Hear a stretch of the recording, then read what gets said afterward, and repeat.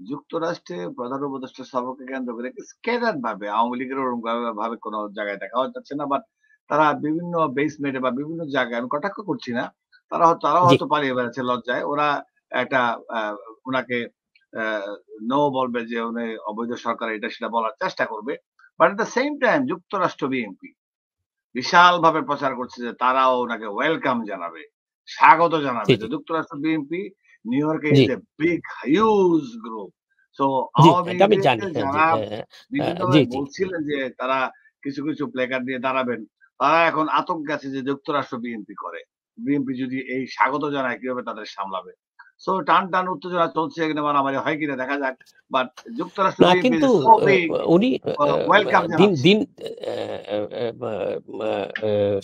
শরাফত হোসেন, আপনি জানেন দিন শেষে দুটা পরিচয় আছে আমাদের সরকার, অন্তর্বর্তী সরকার প্রধানের। একটা হলো যে উনি বিশ্বব্যাপী একটা খ্যাতিমান পুরুষ, আর দ্বিতীয়ত উনি বাংলাদেশের সরকার প্রধান। এখন এখন ওনাকে কিন্তু কিন্তু আওয়ামী স্বাগত। লীগ যারা পালিয়ে গেছে তাদের জন্য তো একটা উনি ভয়ানক ধরনের আদার সাইড। তো তারা দেখাতে যাচ্ছে যে বিদেশে তো আমরা কথা বলতে পারি। তারা স্টেট ডিপার্টমেন্টে গিয়েছিল কেউ, কিছু লোক।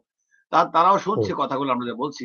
তারাও রাইট আছে ডেমোক্রেটিক ওয়েতে এখানে প্রতিবাদ করার। কিন্তু উনি তো কোনো দলীয় সরকার না। উনি ইন্টার্ম গভর্নমেন্ট। তো তারা এটা বোঝা না উচিত। মনে দলীয় হয়। সরকার না, উনি দলীয় সরকার না। এটা যারা আপনি যাদের কথা বলছেন যে প্লে কার্ড নিয়ে দাঁড়াবে, তাদেরও বলছেন উনি দলীয় সরকার না। তবে একটা বিষয় আপনি কনফার্ম থাকতে হবে, উনি কিন্তু জনগণের সরকার।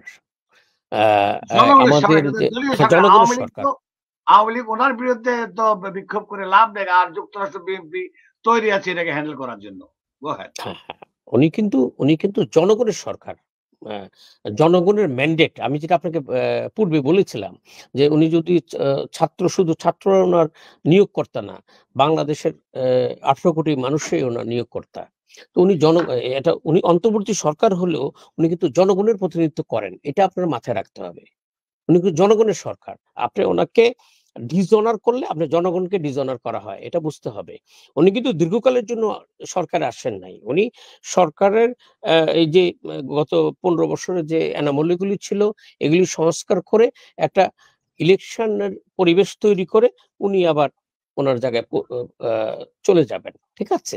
উনি কিন্তু তারপরেও আমি বলব উনি কিন্তু জনগণের সরকার। এটা এটা আপনার বুঝতে হবে। উনি কিন্তু জনগণের সরকার। অন্তর্বর্তী সরকার হলো এটা জনগণের সরকার। জনগণের যদি অ্যা অ্যা অ্যা মানে অ্যা অভিমত কিংবা জনগণের ইচ্ছা যদি না থাকতো, উনি অন্তর্বর্তী সরকার হতে পারতেন না। এটা বুঝতে হবে। এখানে ভোটের বিষয় ছিল না।